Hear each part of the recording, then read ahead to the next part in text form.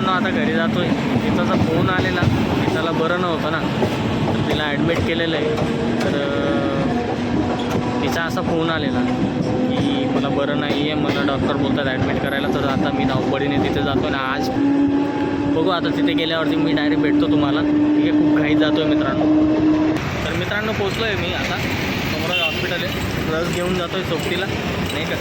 ऊन भरपूर आहे मित्रांनो. ठीक आहे, गेल्यावर भेटू, आपण बोलू. तर मित्रांनो हॉस्पिटलला पोचलो आहे. इथं आहे सोबत, तुम्हाला दाखवतो. ठीक आहे, टेन्शन आलं होतं यार. मी बोललो यार ऑफिसमधून डायरेक्ट तिचा फोन आला 11:30ला. आणि आज म्हणजे टाईम असा होता यार खराब की जम्बो ब्लॉक होता. मेगा ब्लॉक नाही, जम्बो ब्लॉक. 3 दिवसाचा आहे मुंबईमध्ये. ठीक आहे, लोकल ट्रेन म्हणजे सगळे स्टेशनवरती काम चाललेलं आहे. तर लवकर ते लोक ट्रेन लवकर सोडत नव्हते. मी तसं कसं तरी करून वाशीवरून ठाण्याला पोचलो. ठाण्यावरून लकीली मला लवकर ट्रेन भेटली आणि 4:30-4:45पर्यंत मी हॉस्पिटलला पोचलो. आता वाजलेत 5:30. मी त्याला भेटलो वगैरे. तर नीताचा फोन आलेला मला बोलली की मला त्रास होतो आहे म्हणून, तर मी क्लिनिकला जाते म्हणून. असं इथं आल्यानंतर तिला ते डॉक्टर बोलले की ॲडमिट व्हायला लागेल. ठीक आहे, तर प्रॉब्लेम काय होता काय नाही होता ते मी तुम्हाला घरी गेल्यावरती सांगेल. तर आता डिस्चार्ज आहे तिचा, सेम डे डिस्चार्ज होणार आहे. पण मी ते तुम्हाला सांगेल की कसं काय प्रॉब्लेम झालेला नेमकं. तर तुम्ही पण काळजी घ्या ते सांगितल्यानंतर. आता सध्या नीतासोबत भेटणं करून देतो तुमचं. आरो पण आहे सोबत. तर खूप मोठा पण प्रॉब्लेम होऊ शकतो, त्या गोष्टींची काळजी घ्या मित्रांनो, जे आम्ही सांगणार आहोत. ठीक आहे, तर भेटवतो मी लवकरच नीतासोबत, तुमचं भेटणं करून देतो. मित्रांनो काळजी घ्या तुम्ही पण. हॉस्पिटल म्हटल्यावरती यार एवढं टेन्शन येतं ना, खास करून जो घरचा करता धरता असेल, खास करून जो घरचा व्यक्ती म्हणजे आपले मेल लोक, ठीक आहे, त्यांच्यावर एवढं टेन्शन येतं ना, खरं सांगतो, शपथ सांगतो. ते अगोदर ज्यावेळेस माझी फॅमिली नव्हती तेव्हा मला तर काही प्रॉब्लेम नव्हता. ठीक आहे, त्यावेळेस समजत नव्हतं की काय असतं नेमकं, काय प्रॉब्लेम होतो काय नाही का. ते आता आईवडिलांचे दिवस आठवतात यार, की आपल्या फॅमिलीमध्ये कोणीतरी कोणाला बरं नसेल ना, तर ॲटोमॅटिक प्रत्येक संकटाच्या समोर जाऊ शकतो माणूस. फॅमिलीमध्ये जर कोणाला काही प्रॉब्लेम होत असेल ना, लई टेन्शन येतं माणसाला. आणि तुम्हाला तर माहिती आहे की क्लिनिकला पण खर्च भरपूर येतो आहे. ठीक आहे, तर या गोष्टींचा तुम्ही काळजी घ्या मित्रांनो. हेल्थसाठी तरी घ्या. ठीक आहे, आणि तिथून इथं पोचल्यानंतर मला तर खूप हे वाटलेलं की कसं होईल काय नाही होणार. ठीक आहे, आता घरी जाण्याच्या अगोदरच इथेच आम्ही तुम्हाला सांगून टाकू. ठीक आहे, नीता जरा फोनवरती बोलते. नीताचं संपल्यानंतर मग नीता आणि मी सोबत मिळून आम्ही नेमकं काय प्रॉब्लेम झालेलं, ठीक आहे, आणि काय झालेलं नेमकं, विषय काय आहे. खूप गंभीर विषय आहे मित्रांनो. तुम्ही पण तुमच्या फॅमिलीमध्ये, प्रत्येकाच्या फॅमिलीमध्ये फिमेल्स असतातच, बरोबर. त्यांना तुम्ही वाचू शकतात या संकटापासून. आम्ही खूप प्रयत्न केले त्याच्यामधून निघायचा बाहेर, पण पॉसिबल नाही झालं. ठीक आहे, तर शेवटी आम्हाला एक डिसिजन घ्यायला लागलं. तुम्ही कंटिन्यू करा, आम्ही सांगतो तुम्हाला. शब्द नाही सुचत आहे आपला, जाते तो पण. तर आता नीताला दाखवतो मी तुम्हाला. बघा इथे सलाईन चालली आहे मित्रांनो, लावलेली. ठीक आहे, तर आरव पण झोपलेला आहे मस्तपैकी. ॲक्च्युली चिडचिड झालेला. तर कसं वाटतंय नीता, बरं वाटतंय का? ठीक आहे ना, पहिल्यापेक्षा बरं आहे. ठीक आहे, तर विषय असा झालेला आहे मित्रांनो. तर तुमच्या फॅमिलीमध्ये कोणी प्रेग्नेंट लेडीज असेल, ठीक आहे, त्यांनी काळजीपूर्वक ऐका, ही गोष्ट खूप इम्पॉर्टंट आहे. हां, जे फिडिंग चालू आहे, बाळाला फिडिंग चालू आहे, असं खूप महत्त्वाची गोष्ट आहे. म्हणजे बाळ 2 महिन्याचं 3 महिन्याचं जोपर्यंत फिडिंग करताय ना बाळ, तर त्या आईने ही काळजी घ्या स्वतःसाठी. ठीक आहे, बाळासाठी तर घ्याच, पण आईने स्वतःसाठी पण काळजी घ्या. ठीक आहे, आम्ही प्रयत्न केले, ठीक आहे, तर ते पॉसिबल नाही झालं. मी सांगतो तुम्हाला काय विषय झालेला. तर ज्यावेळेस नीता फिडिंग करत होती ना आरवला, तर आज कमीत कमी 20 दिवस झाले असतील, 20 दिवसा अगोदर. तर आता जरा बसून घेतो बोललो. आता तुम्हाला व्यवस्थित सांगतो, ऐका. आता ज्या आई आहेत जे बच्चूला फिडिंग करतात, ठीक आहे, न्यू बॉर्न बेबी आला त्याच्यानंतर फिडिंग करतात 5-6 महिन्यापर्यंत, तरी 7 मंथ्स तरी बच्चू काही बाहेरचं खात नाही, 6 मंथ तरी ऑलमोस्ट, ठीक आहे. तर फिडिंग करताना प्रत्येकाने ही काळजी घ्या जी नीताने नाही घेतली, ठीक आहे. ॲक्च्युली काय नाही घेतली म्हणजे मी असं नाही बोलत आहे की तिने हलगर्जीपणा केला वगैरे, तसं काय नाही मित्रांनो. तिला माहितीच नव्हतं. सगळ्यात मोठा विषय हा होता आमचा, आम्हाला माहितीच नव्हतं की हे असं काही असतं म्हणून असं. तर ज्यावेळेस आरवला ती फिडिंग करायची ना, दूध वगैरे द्यायची ना, मग दूध पाजल्यानंतर आरव पोट भरून दूध पितो, तो विषय नाही, ठीक आहे. पण दूध पाजून झाल्यानंतर त्याला पिळून पण बाहेर काढा, राहिलेलं जे काही दूध असेल ते, ठीक आहे. तर ते दूध त्यामध्ये साठवून आता जर समजा फॉर एक्झाम्पल समजा आता दूध पाजलं बाळाला, ठीक आहे, त्याच्यानंतर ते राहिलेलं दूध त्याच्यामध्येच राहील, बरोबर. मग नवीन दूध क्रिएट होईल ना, ते पुढे येतं, ठीक आहे. परत आरव ते पुढचं दूध पिणार, राहिलेलं दूध परत ते शेवटी साठवलं जाणार. असं साठवल्यानंतर ना त्याच्यामध्ये दुधाची गाठ क्रिएट होते असं डॉक्टरांनी सांगितलं. ती दुधाची गाठ क्रिएट झाल्यानंतर त्याच्यामध्ये कधी कधी काय होतं माहिती आहे काय, 80% बायांचा काय होतं प्रॉब्लेम सॉल्व होतो पिळल्यानंतर. गाठ पण क्रिएट झाली ना तर त्याच्यामध्ये असं पिळून घेतात किंवा गरम पाण्याने शेक वगैरे दिली तर त्याच्याने पण कमी होतं, ठीक आहे. कोणाकोणाचं लवकर पण कमी होऊन जातं, निघून पण जातात, ठीक आहे. माझ्या सिस्टरचे पण झालेलं असं, तिचं झालेलं क्लिअर, ठीक आहे. पण नीताला पूर्ण तिला असं वाटत होतं की आता खूप त्रास व्हायला लागला आहे असं, कारण की 2 दिवस 15-20 दिवसापासून झालेली आहे, ठीक आहे. ते प्रॉब्लेम ते माहितीच नव्हतं ना की कसं पिळून वगैरे दूध काढायला लागतं असं म्हणून. तर ते साठवत गेलं, साठवल्यानंतर तिथं दुधाची गाठ क्रिएट झाली. मग त्याच्यानंतर मला वाटलं बोललो गरम पाणी टाक, घरचे नुसके जे कोणी सांगतात आपले पूर्वज जे काही वयाने जास्त ज्यांना अनुभव आहेत त्यांनी सांगितलं की पाणी टाका, गरम पाणी, त्याच्यानंतर शेकून घ्या, हळद लावा, हे लावा, पिळून घ्या जोरजोराने.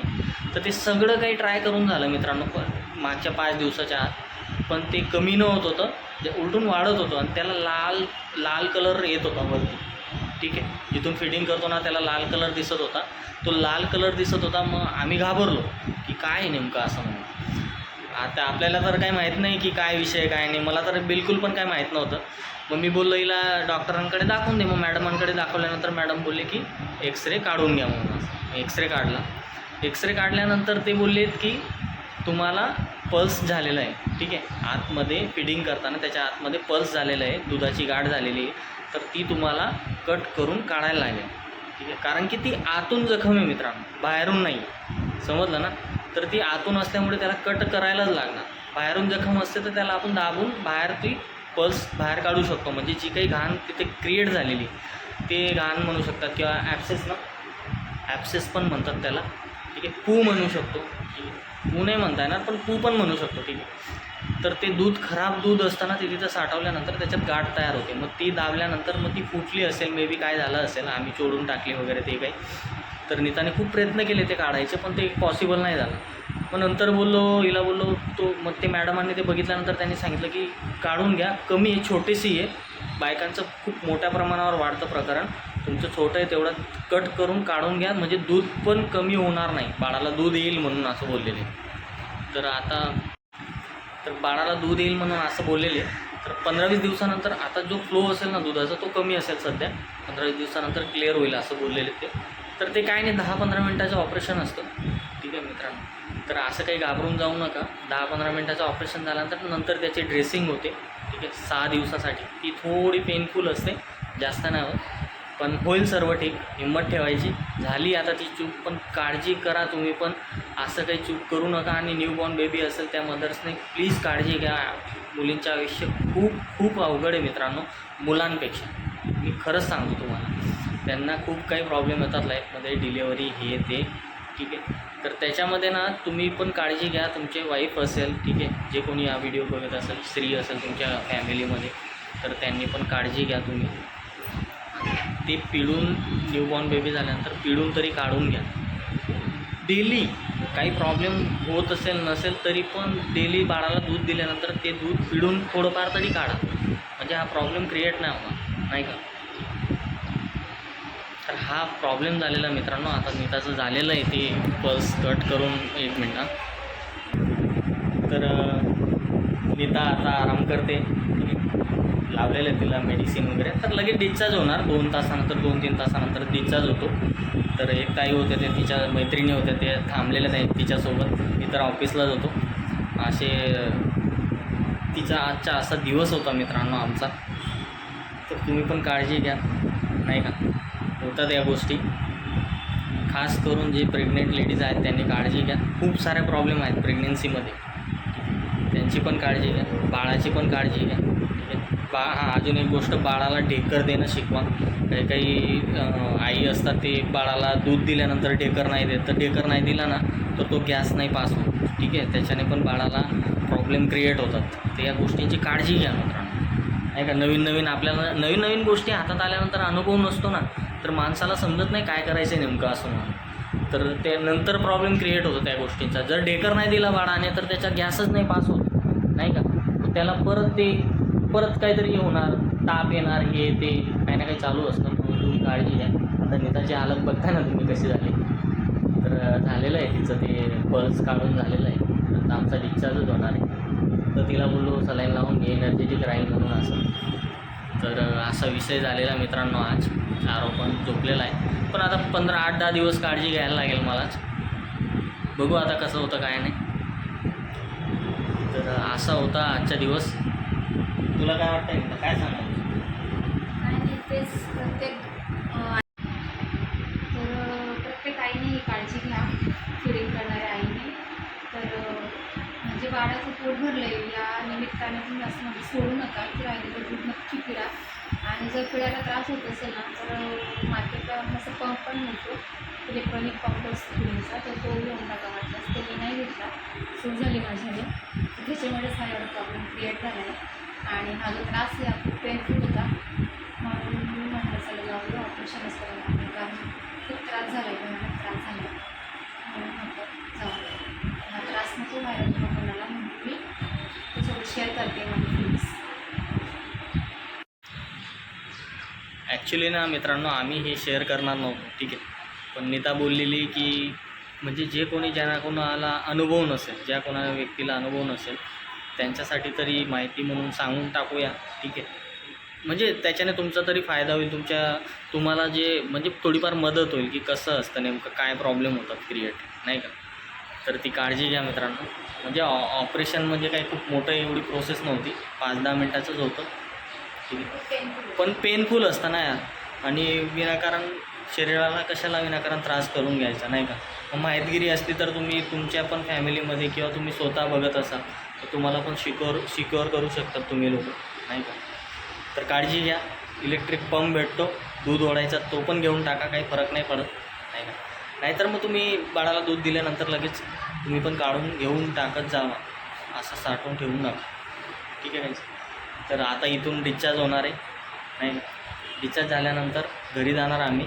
तर आजचा ब्लॉग इथंच एंड करतो, कारण की माझ्याकडे खूप कमी वेळ असेल मित्रांनो. घरी येऊन जाईल, मग मलाच बघायचं सर्व काही, तर ब्लॉग बनवायला वेळ नसेल, म्हणून बोललो आपण इथंच एंड करूया. ही छोटीशी माहिती द्यायची होती तुम्हाला. चॅनलवरती नवीन असाल तर चॅनलला सबस्क्राईब करून घ्या. भेटू आपण पुढच्या ब्लॉगमध्ये. Take care, bye bye.